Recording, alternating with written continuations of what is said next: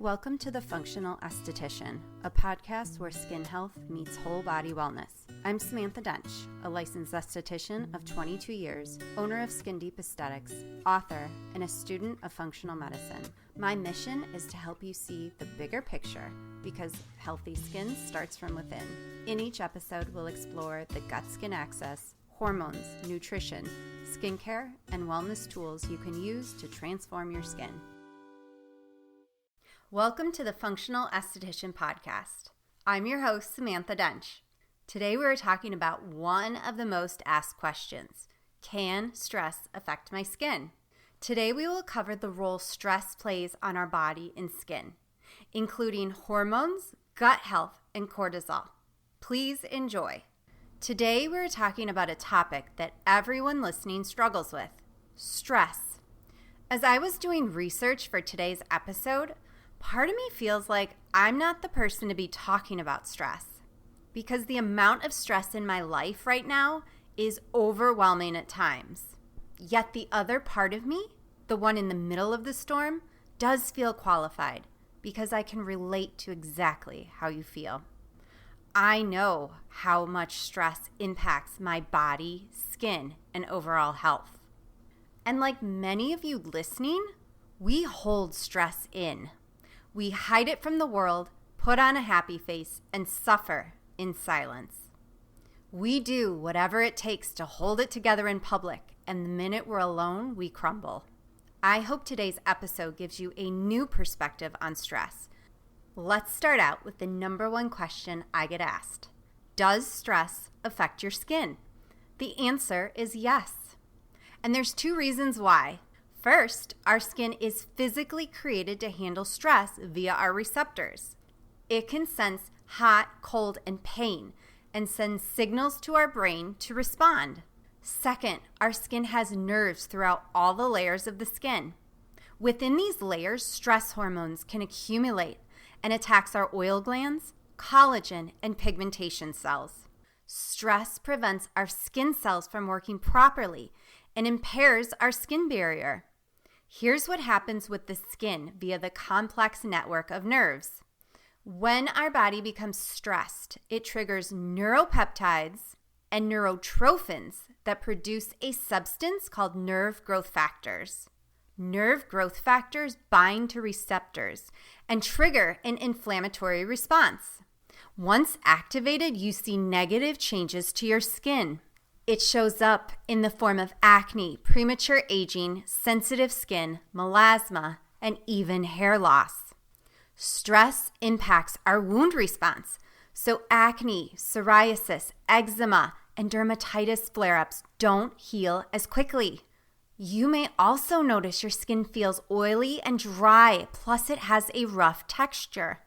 This is called dehydrated skin, and we did talk about that in detail in our fall skincare episode. We also talked about transepidermal water loss, which measures the skin barrier integrity. To make it simple, transepidermal water loss is evaporation of water from the skin cells. Stress affects the function of the skin barrier and can break it down. Here's a little analogy to help you understand what's happening. Our skin barrier is like a brick wall. The cells are the bricks, and we have lipids that act as the mortar holding it all together. Imagine someone chipping away at your brick wall, creating holes in the bricks, and eventually destroying that brick wall. That's how stress works in the skin. It slowly breaks down the cells and the lipids, impairing the skin's ability to function. This allows for harmful substances to penetrate the skin barrier. It creates skin sensitivity and excessive dryness. Here are 3 things to notice in your skin due to stress. First, you apply moisturizer, only to feel dry an hour later. Second, you've developed sensitive skin, and no matter what skincare product you apply, you react. And third, running your hand on your face, your skin has this rough texture to it, and it feels oily and dry at the same time, which basically means your skin barrier is breaking down from the inside out. Next, I want to talk about stress and premature wrinkles. There are 3 ways stress speeds up the aging process. Starting with the sun, which is important because we need vitamin D. However, stress depletes our skin barrier, making us more susceptible to UV damage, which means our skin can't properly protect from the sun. And no amount of sunscreen is going to help. Next, cortisol, epinephrine, and norepinephrine increase DNA damage. Both DNA and UV damage break down collagen and elastin in the skin. And lastly, oxidative stress affects the mitochondria, which are the cell's energy source. Oxidative stress depletes the cells of energy, preventing them from functioning properly. When these three factors happen, aging seems to pop up overnight. The last skin condition that's not talked about enough is melasma. Melasma is a skin condition that pops up during pregnancy, perimenopause, or menopause, and it's usually triggered by a hormonal fluctuation. Melasma is more common in darker skin tones. If you're not familiar with this, melasma is dark patches that are clustered either on your cheeks, around your mouth, or on the forehead.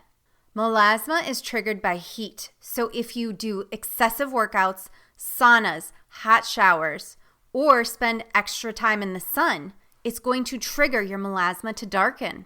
Melasma is near and dear to my heart because I've been suffering with it since my early 40s. And about 2 years ago, my melasma got really bad. This was around the time I had hired a team, was training them. I was still working full-time in the treatment room, and I brought in a medical director because I wanted to expand my company by offering more advanced anti-aging treatments. I had my estheticians working on my skin to help lighten up my melasma, but there was very little that helped.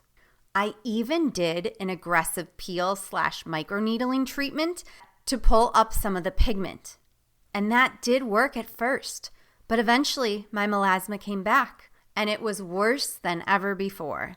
I have been under an incredible amount of stress, so it makes sense that my melasma got darker. And to be honest, this past summer, my schedule got so overwhelming that I haven't done a single skin treatment since May. And this part's going to shock you. I learned from multiple sources that wearing sunscreen traps the heat in your skin and worsens melasma. Now, when you have a skin condition and it's making you self-conscious, you will try absolutely everything and anything to fix your skin. And I thought to myself, what do I have to lose? And believe it or not wearing sunscreen, my melasma lightened up. Now, I have never been one to just lay in the sun. If I go outside, I wear a hat, and usually I'm only in the sun for extended periods of time when I'm out with my kids in the summer or taking walks. I believe that stopping doing skin brightening treatments and not wearing sunscreen has contributed to lightening up my melasma. This summer, I did add in some supplements to help with my cortisol because I did some functional testing and noticed that my cortisol levels are off. Accidentally, I have been able to heal my skin from a condition that the spa and medical industry find extremely difficult to treat. And I truly believe there is a connection between melasma and cortisol. And I will talk about this in a future episode. Now let's shift gears to the body and talk about the gut, skin, brain axis. A few weeks ago, we talked about the gut-skin axis. Today, we're going to add in the brain and nervous system. The gut and brain connection has been studied extensively, and recently the skin was added in because our skin is a detox organ, and everything going on inside the body shows up in the skin.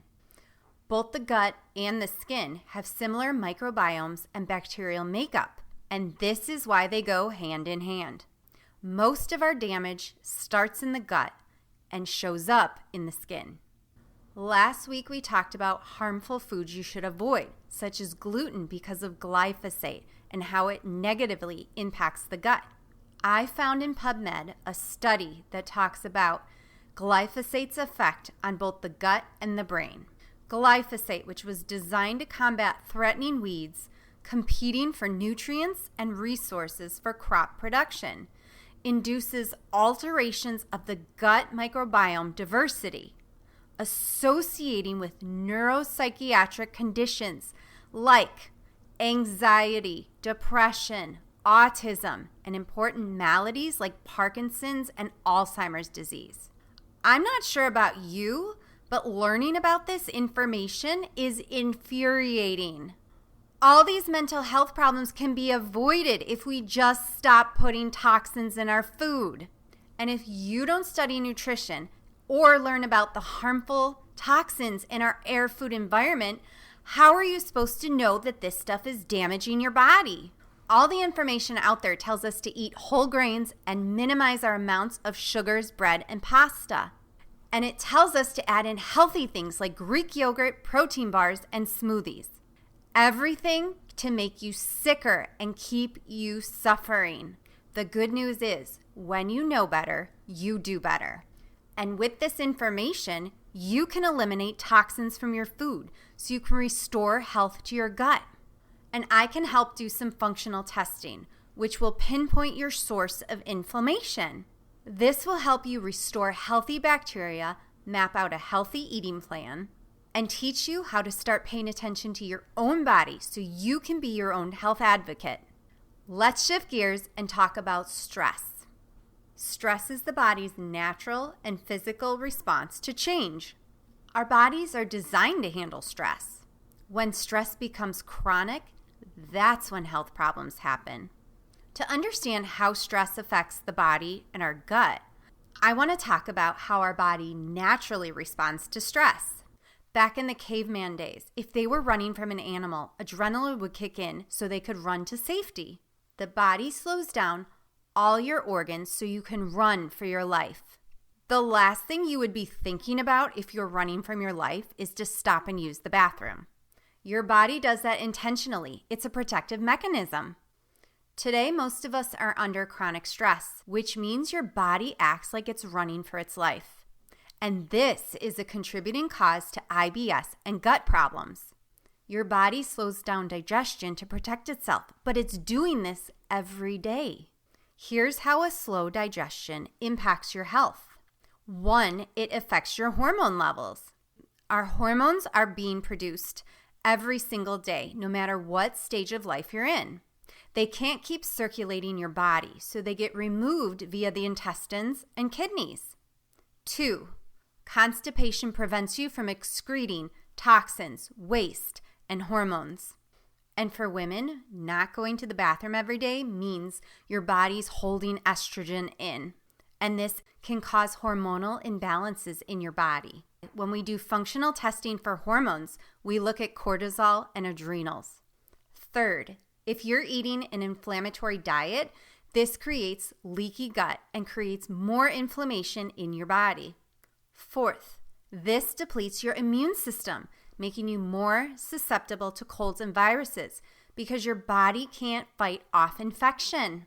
I could talk about this topic all day because stress affects every single organ in our body, and it's the source of most health and mental health problems.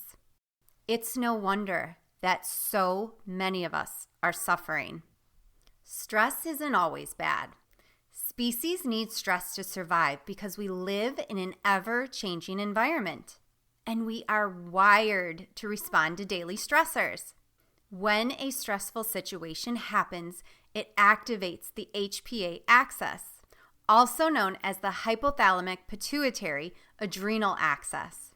When the HPA axis gets activated, our body taps into our energy reserves, adrenaline kicks in, and we run for our lives. Chronic stress continuously activates the HPA axis, which means our body constantly thinks it's under attack. Chronic stress has been studied on its effects of health problems. Cortisol is the body's primary stress hormone produced by the adrenal glands. In a healthy person, cortisol naturally rises and falls throughout the day. Cortisol tends to be higher in the morning and tends to drop it later in the day, allowing for melatonin to take over so we can rest. Chronic stress creates a constant release of cortisol. This affects our melatonin production and our endocrine system. Along with oxidative stress, this creates health problems, mental health problems, and even chronic pain. I know I'm making cortisol out to be the bad guy, but work with me here. There are plenty of benefits to cortisol too. We need cortisol to live, otherwise we would die. Cortisol is a crucial hormone our body needs. Cortisol is recognized for our body's ability to kick into overdrive when we need it. Here are some incredible benefits of cortisol. It increases glucose metabolism. It controls our heart rate and blood pressure. It reduces inflammation. It keeps our immune system healthy and able to fight off infection. In a healthy individual, cortisol is very beneficial.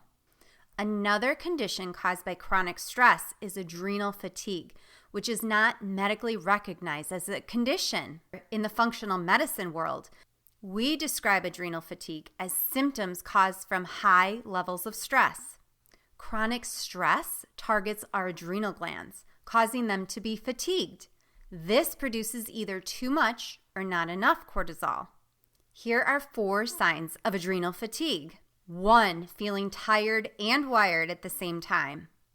This is someone who wakes up exhausted and feels like they need caffeine to get them through the day. Yet when it's time to go to bed, suddenly you get a second wind and feel wired when you know you should be sleeping. Or you wake up frequently throughout the night. 2 is weight gain.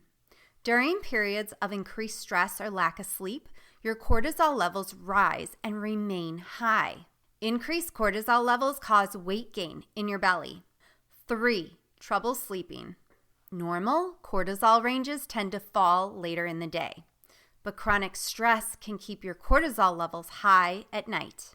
If you wake up in the middle of the night, have trouble falling or staying asleep, your cortisol levels may be too high overnight. 4 is lowered immunity.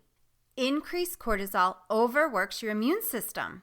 This makes you prone to illness, colds, viruses, and cold sores.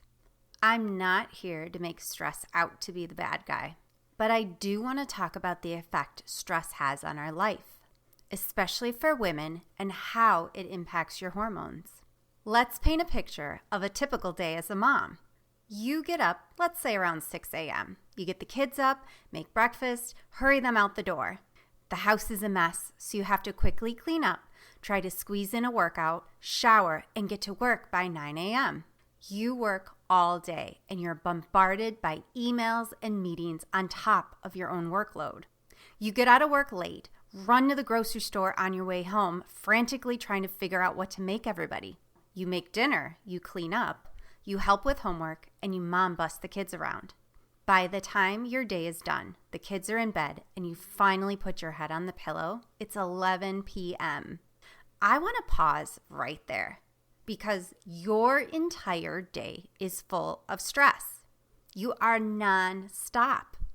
And it's like this for every mom. Your brain doesn't know that we're living in modern times.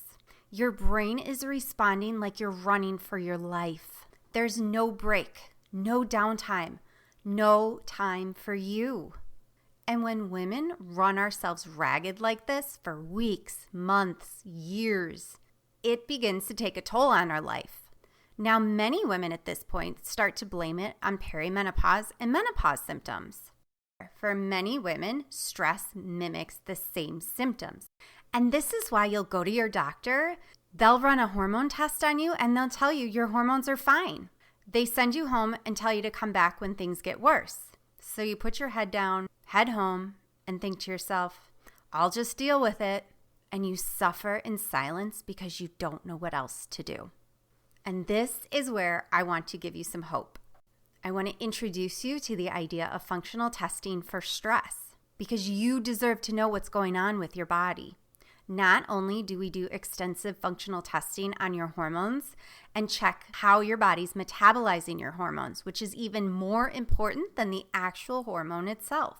We extensively test your cortisol levels and your adrenals, and we look for patterns that fluctuate throughout the day. This gives us a full picture of what your stress levels look like and how it's impacting your health and your body. We can see exactly where your cortisol rises and falls throughout the day and possibly overnight. And it even shows us how your body's metabolizing cortisol. Once we have a full picture, we can help you come up with some lifestyle changes that can include mindfulness, nutrition, and supplementation when necessary. Like most moms, we can't change the daily stressors in our lives, but we can make small lifestyle shifts to help ease the stress load. Pause and take some time to de-stress because you don't deserve to feel alone in this. Your family needs you to be the best version of you. And if you don't know how to manage your stress, you can't be your best version of yourself. Now let's get to the fun stuff. How to manage your stress levels. I'm going to cover 2 ways, nutrition and mindfulness. Supporting your body with the right nutrition will help you manage cortisol levels. Start by eliminating anything inflammatory, such as sugary, processed, or prepackaged foods. Many of these foods contain additives and chemicals. This affects your endocrine system, can worsen your adrenals, and how your body responds to stress. Limit caffeine intake, especially later in the day. Caffeine can elevate your cortisol levels. Another big one to avoid is alcohol. Alcohol disrupts your sleep cycle, which increases cortisol. Plus, alcohol is loaded with sugar. Now I'd like to talk about mindfulness and how you can incorporate some de-stress techniques. Here are some practices you can easily incorporate. Meditation, breath work, journaling, yoga, and exercise. Exercise can be short, think HIIT workouts, or longer, like running, walking, or strength training. Bonus if you can get outside and walk every day. And if you don't have time to get to a gym or take a class, spend 5 to 10 minutes at home stretching. Movement increases blood flow and balances cortisol. Learn how to breathe. There are plenty of resources on YouTube about breath work. Incorporate deep breathing into your day by pausing to take 5 deep breaths when you lie down in bed at night, or when you're waiting to pick your kids up from school or practice. If you need a mental break from work, stand up and take 5 deep breaths before getting back to your work. This little mini break calms your mind and helps you recharge. Doing regular breath work balances cortisol levels. Just remember, every single one of us is stressed, and we are all trying to hold it together in public. I might sound calm on this microphone, but that doesn't mean I'm a hot mess and falling apart behind the scenes. The world we live in is a stressful place, and all you can do is your best to manage your stress levels.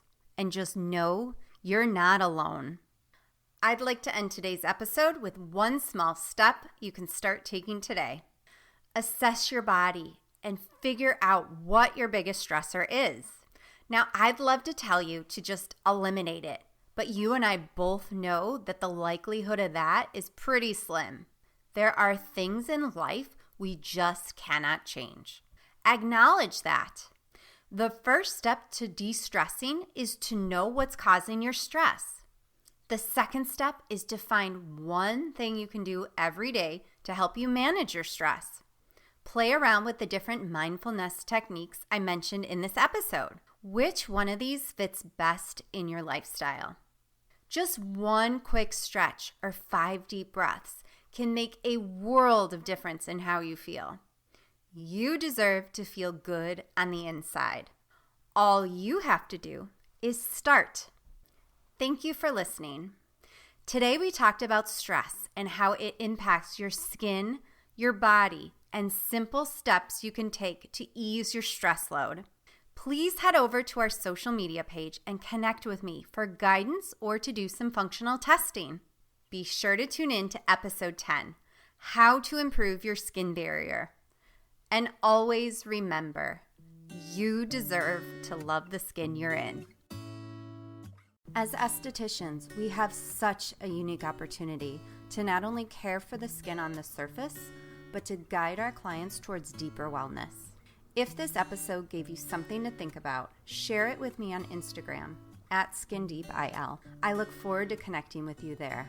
And if you enjoyed this conversation, subscribing and reviewing the podcast helps others find these conversations too. And always remember, you deserve to love the skin you're in.